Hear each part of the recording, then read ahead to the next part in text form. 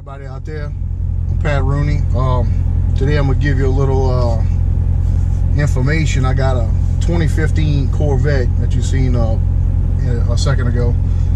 I bought it in March of 2015. It's about to make 41 months old. What I'm trying to do is just give you a little bit of advice on what I see problem-wise since 2015 and what was corrected, and how's everything going with my car at this point. After we're gonna bring it out on the road, show you a couple issues I have with it, like the transmission, some Bluetooth issues, and as far as that goes, my driver's seat is a pain in the butt to adjust, and maybe a couple other things we could talk about in there along the way, so stay tuned. Okay, as you can see, I got 12,802 miles. Fuel economy, oil life is at 48%. Tires kind of fluctuate just a little tiny bit. Not too bad. If you use the nitrogen, they kind of stay putting longer, but if you've got a mixture of both, you may have a lot of fluctuation going on there. And scrolling through the list, you'll notice on trip A, I average about 15 miles to the gallon. That's all city driving. If I'm on the highway, obviously those numbers are going to increase. A lot I've seen as much as 31 miles to the gallon in this car on the highway consistently. So as far as the economy is concerned, it's not bad for, you know, a LT1 V8 putting out 460 horsepower. So that's where it stands on how long the car has been driven and how many miles. I know it's not a lot of miles, but it is garage kept, so it shouldn't have a lot of problems, but still sounds pretty solid on the interior. My devices, my Bluetooth, it always pairs with no problem with my Note 8 cell phone. It doesn't have an issue with pairing. One thing it does have though is it'll pair, but Pandora will have a problem playing from time to time, and you actually have to disconnect a device and reconnect it, and then it seems like it works after that. So we're gonna move on now to what I added to the car. The additions I had to the car are one JL subwoofer is in the back. It's a shallow mount JL W3 and a JL 500 amp, and I did this little modification for my bass, for my remote bass, so I can just add, because the Bose system is proprietary, and you know, as you increase volume, you're decreasing bass input. So to make up the difference, we add the bass knob to compensate there. Sounds pretty good to me. I have a little more bass, but it has a little more functionality, so I kind of like the addition, so I'm gonna go with that. And stand by, and we're gonna go ahead on the road in a minute and let you hear how it's running and the problems I see there. Thank you. All right, we're in the car again. This is my son Gage on the side. He doesn't want to get on the camera too much, fear of embarrassment. Anyway, while we're backing up, I'll continue to talk about what type of, this is obviously a Stingray 2015 Z51 package, which has the upgraded suspension, the magnetic ride, and all that other good stuff. All your mode selectors, and also has the data recorder that okay, we're on the road, and one consistently noticeable problem that I do have is when I pull out my garage, I have it's fine going in the reverse, but then as soon as I back up, get ready to go, I pull it and drive, there's a slight pause, but this mostly happens when it's cold. There's a slight pause in the transmission, and then like a kind of a jerky motion. It's not a harsh jerk, but it's more like it's a jerking motion, and it aggravates the hell out of me. And I've heard other ones have that same problem. Actually, mine has been to the shop already for a change in the torque converter. Supposedly they revised the torque converter for 2015. I don't know if that's true or not, because the part number didn't look to me like the original part number that GM used originally. The reason I brung it was not only for that, but it was also for what I thought was an active fuel management problem, which caused the on highway in 8th gear to surge when in 4-cylinder mode. So I'm thinking going from 4-cylinder to 8-cylinder, back to 4-cylinder to 8-cylinder, off and on. I thought that was the fluctuation I seen in the RPM gauge, and sometimes it was actually noticeable. You could feel it, and I knew something wasn't right there. And this was about probably 2 years ago when I brought it in for that issue. And like I said, they put what they said was a revised torque converter, and when they changed it, I got it back. It felt good. That issue, what I thought was active fuel management, it obviously wasn't, because they didn't mess with that at all. It had to be the torque converter. They changed it, that issue went away. But I still have that little aggravating jerkiness from reverse to drive only when the vehicle's cold. And that's as far as that issue goes. As far as smoothness, the car rides very smooth for a Corvette. I mean, I don't know if you can have a car that's low to the ground ride as good as this thing does, especially in touring mode. Sport mode, I don't find that it's much of a difference in the ride. It just seems to me everything just kind of gets tightened up, like the steering, and you know, a little bit more aggressive throttle response. Track mode is just silly. I've also at one time wanted to get a Z06. It's a little out of my price range, but I have thought about it, and the more I think about it, with the increase in insurance and different things, and 200 horsepower difference, I don't drive this car as fast as it could be driven. So to me, it's pointless.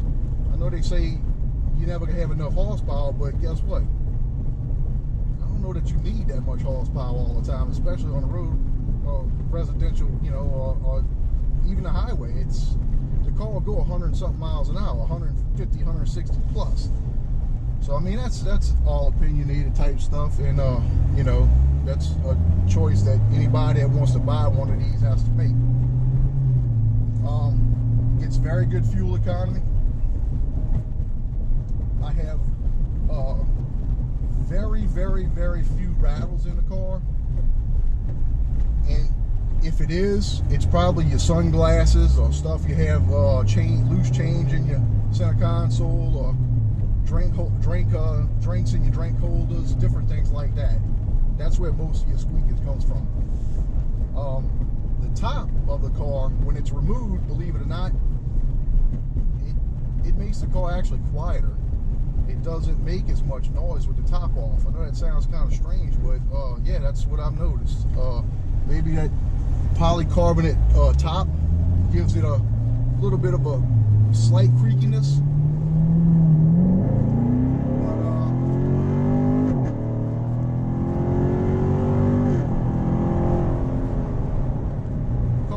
Great. We don't run it enough. Maybe we should. Every now and then, from not running so hard, it does have a little bit of a I can't even really call it a lag, but you know, based on other vehicles I drive, you know, this car pretty much picks up the slack for all of them. So I'm gonna continue down the road a little bit. I'm gonna go get some fuel, and it's at a quarter of a tank of gas right now. I'll let you know how much it even costs to fill it up, just to get a basic idea. And I've been all the way from the New Orleans region of Louisiana to almost North Alabama on one tank of fuel with this thing. So almost 500 miles on a tank of gas. So it's very economic when it comes to fuel. And the only disadvantage is you got to run 93 octane. So as soon as I fill her up, I'll get back on and let you know where we're at. Yeah, we had a little mishap, so welcome back. Turn the camera around so we can, you know, have the driver's viewpoint. We're supposed to get back with you on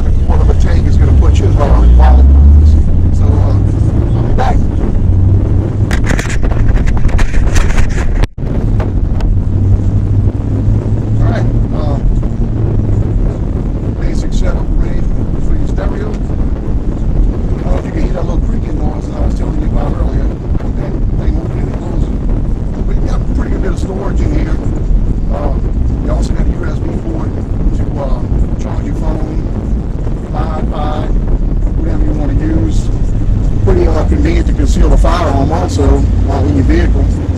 And if you set the valet and put your code in, you can have that lock, also the glove box lock, to where whoever's driving the car can't open either one of them unless they know the PIN code to get in. So that's a pretty good feature to put on the car right there, especially a car like this, you know.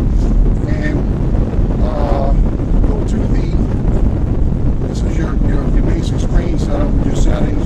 You know, you can check text messages. Nothing particularly fancy. Pandora's in there. Your weather stuff with your weather info on it. There's a little cloud overlayment.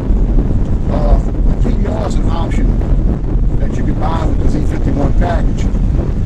And I only got a little bitty, a little 4-gig card there. And it records HD footage.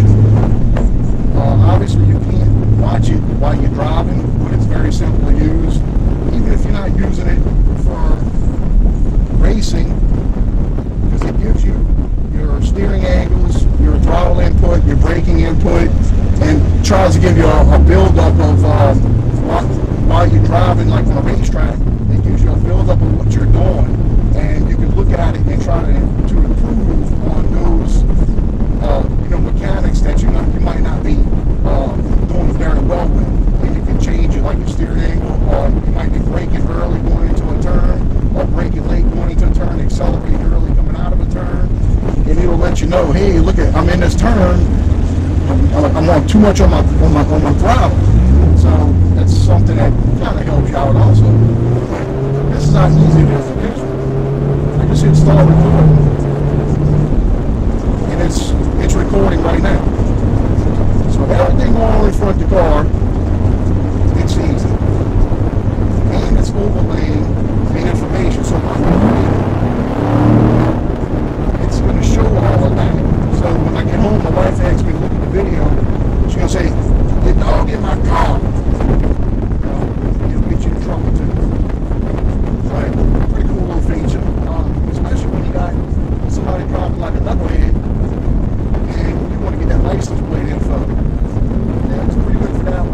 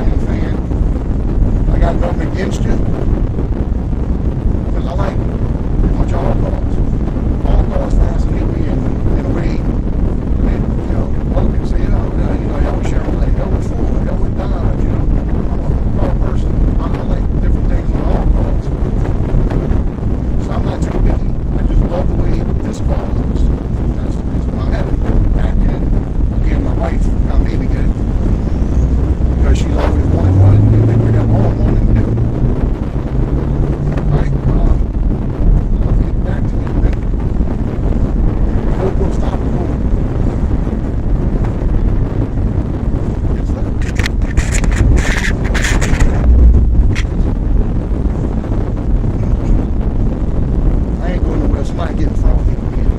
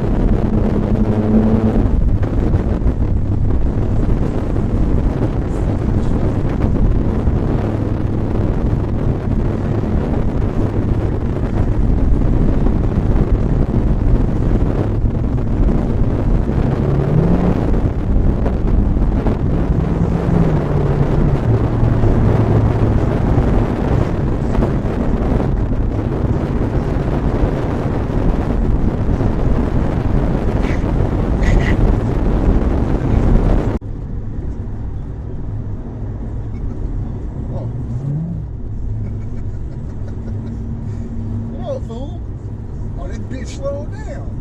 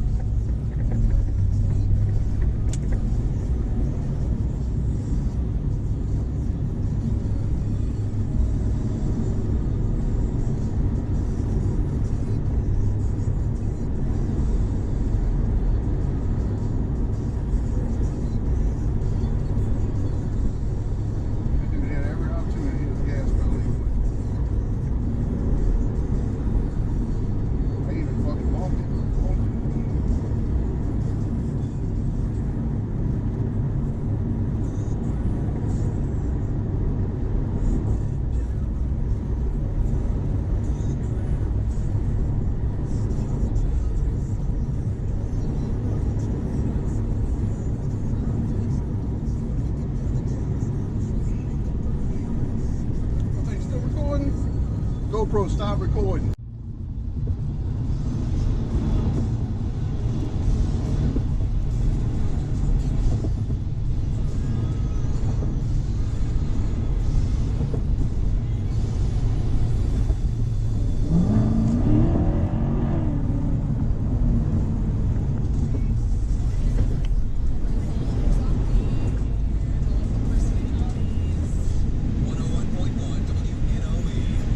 GoPro, stop recording.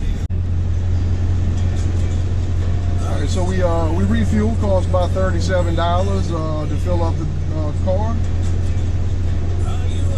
And this is what you see when you're watching your recorded footage from the car. Throttle, G-forces, acceleration, steering angle, braking. That's all stuff that basic things that are overlaid into the video, but you actually don't have to put all that stuff on there. You can put what you want. The one thing that's missing from that particular video is the GPS track layout, and it allows you to select a starting point on the track, and it records the track as you're moving, and then you hit the finish line, and GPS, it shows you how the track is designed, every turn, so that you know what that track looks like. You know when your straightaways are coming or when your turns are coming. And again, like I said, that's all part of the car if you buy the PDR package with the Z51. So you can see I got the recorded sessions in there. I got 17 minutes of footage left to go. You see, I don't know if I showed the navigation. Pretty self-explanatory, not much different than any other type of navigation or other cars. Pretty accurate, you know, does what it needs to do. It also has a three-dimensional type view to it, or a bird's eye view. And as soon as I pull up back in my house, I'm going to show one more thing, which is in and out of the vehicle. In and out of the vehicle is going to be a little difficult for anybody that's tall. Like me, I'm 6'2", but I have plenty of room, as you can see, in the car. I got plenty of room to wiggle around and move my arms. My seat is all the way back. My son, he's on the wrong side, so his knees are pretty tight. He's about the height of me. So if you 6'4", 6'5", your chance of fitting here, it's going to be a little bit on the tight side. And getting in and out of the car, to me, is pretty rough, especially if you don't want to tear up your seats and you want to just sit down gently. You know, there's little tricks and stuff you can do to do that, but I guess it depends on what you're comfortable with. And as far as everything else, you've seen on the display and this, that, and the other. I'll throw a couple pictures up there of the car, how it looks after 4 years, which is the main thing. How is the car holding up after almost 4 years of service? To me, very good. Mine was ceramic coated when it was new. The ceramic coat may or may not have changed, you know, the paint, but it is garage kept. The car is extremely smooth. It always looks like it's wet. Now in the pictures, it's probably gonna be a little. My rims are a little bit on the dusty side because the black rims, they get brake dust on them a lot. But the car, the paint is almost flawless. You may have a few little chips here and there on the front, but that's from rocks. And that should pretty much conclude it, besides, you know, when I put it at the end of the video. So I appreciate everybody watching and listening to, you know, my story with a 40-month-old Corvette Stingray 2015 Z51, and I'm very happy with it. Hopefully, if that helps you make your next purchase, that you'll be happy with your purchase as well. Thank you for watching. All right, this is an overall view of the Corvette 2015 Stingray.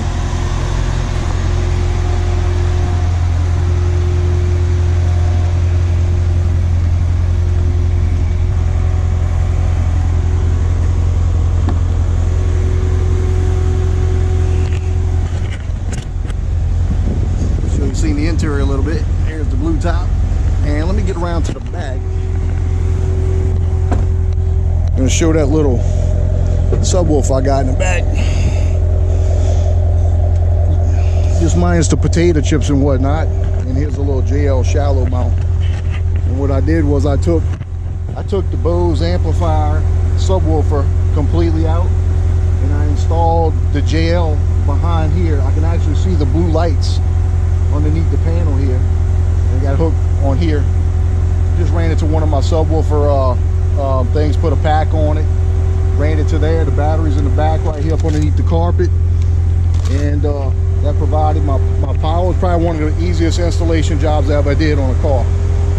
Believe it or not, it's very simple because the amplifier is also in the back of the trunk. But yep, that's gonna be about it for this video.